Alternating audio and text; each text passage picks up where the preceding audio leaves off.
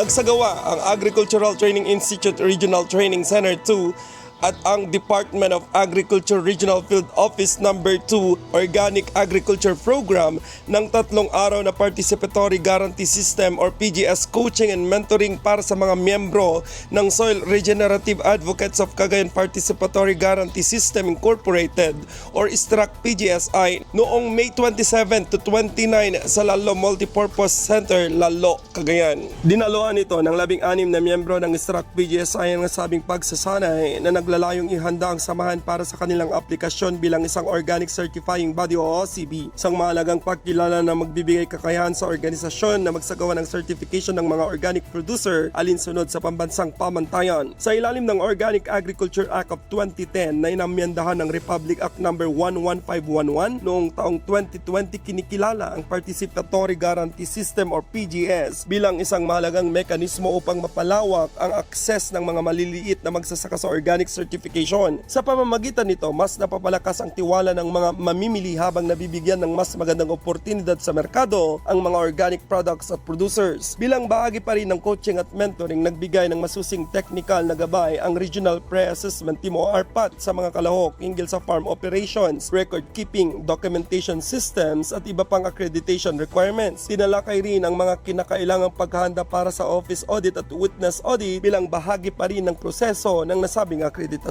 Upang higit naman na matiyak ang kahandaan ng organisasyon, nagsagawa rin ang RPAT ng pre-inspection sa 2 farm sites sa Lalo, Cagayan na nakatakdang sumailalim sa witness audit. Sinuri ang grupo ang kasalukuyang kalagayan ng mga sakahan at nagbigay ng mga rekomendasyon upang higit na mapaigting ang pagsunod sa mga pamantayang itinakda ng Bureau of Agriculture and Fisheries Standards or BAPS. Ayon naman kay Ginang Josephine A. Acevedo, ang municipal agriculturist ng nasabing bayan, malaking bagay di umano ang patuloy na pagtutulungan ng iba't ibang ahensya at stakeholders upang may sakatuparan ang layuning maging ganap na organic certifying body ang STRAC PGSI. Para naman sa mga kalaok, higit pa sa isang pagsasanay ang isinagawang coaching at mentoring. Ito rin ay naging pagkakataon di umano upang mapalalim ang kanilang kaalaman sa mga pamantayan at proseso na kinakailangan upang mapanatiling integridad ng organic certification system sa lambak ng Cagayan. Ayon naman kay Joseph M. Lapitan, miyembro ng STRAC PGSI, napakalaga di umano ang tuloy-tuloy na suporta ng ATI at ng Regional Pre-Assessment Team sa paghubog ng kanilang organisasyon. Ibinahagi rin ni Eric Glenn A. Florendo, PGS member, na naging napapanahon at mahalagang pagsasanay para sa mga organisasyong nagsusulong ng organic at regenerative agriculture. Samantala, nagpahayag ng kumpiyansa ang mga kalahok na mas handa na ngayon ang kanilang organisasyon sa mga susunod na yugto ng accreditation process. Higit sa lahat, inasahan nilang magiging daan ito upang higit pang mapalawak ang produksyon ng ligtas, masustansya at environment-friendly na pagkain habang pinatitibay ang kabuhayan ng mga organic farmers sa lambak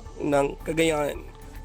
Sa patuloy na paglago ng demand para sa organic products sa bansa, ang mga inisyatibang tulad nito ay hindi lamang nagbubukas ng bagong oportunidad para sa mga magsasaka, kundi nagsisilbi ring mahalagang hakbang ito tungo sa isang matatag na sistema ng agrikultura para sa mga susunod na henerasyon. Para sa Balitang ATI Dos, ako si JR Batad, Balitang Agri.